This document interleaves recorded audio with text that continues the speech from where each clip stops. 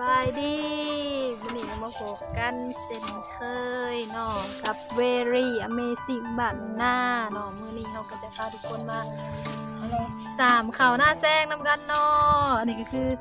รถกะเสียเราได้ถอนออกนอกจากบอนที่มันทีเพื่อจะเอาไปสามใส่บอนที่มันห่างเนาะเดี๋ยวเราไปสามเขานำกันเลยเนาะ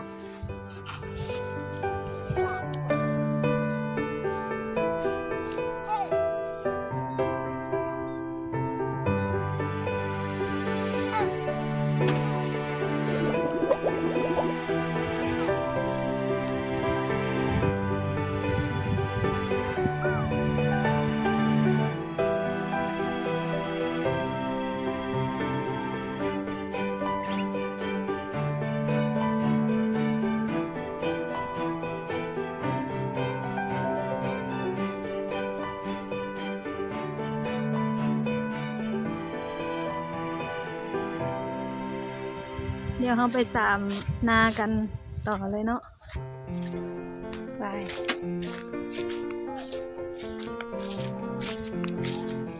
นี่ก็คือเขาก็เริ่มใหญ่ขึ้นหลายเลยเนาะมันก็จะใหญ่ซ่าแน่เนาะเพราะว่ามันเป็นหน้าหวานเนาะอันนี้ก็อายุเขาก็ได้ประมาณ1 เดือนก็คือว่าใหญ่ไว้พอสมควรอยู่ก็เขากำลังจะไปสามเขานาแซงนี่ก็เป็นสามมันก็จะมีบอนที่บอนห่างนอกเขาก็ได้เพราะว่า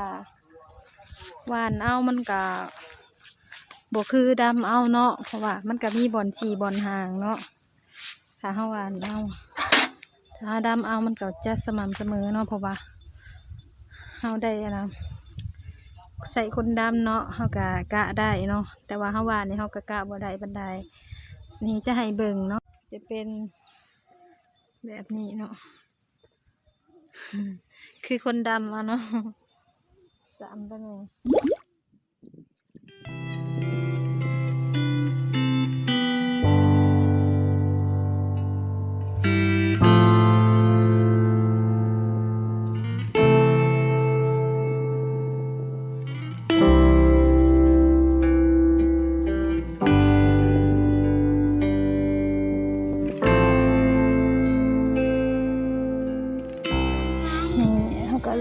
เขาก็สามไปได้หลายเนาะ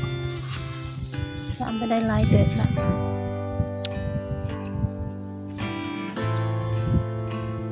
ก็จะใส่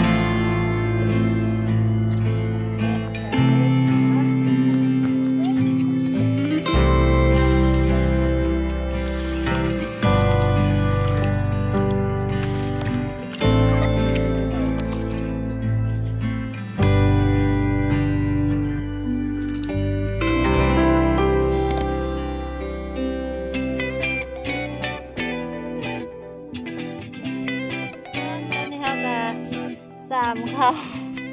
จะที่เทียบห้อยเลยเนาะตอนนี้เราก็จะมาเห็ดกินเนาะเราจะมาเห็ดกินน้ำกันเนาะมื้อนี้แกงไข่เนาะใส่เส้นร่อนตอนนี้กำลังดังไฟอยู่ควันมันติดเนาะ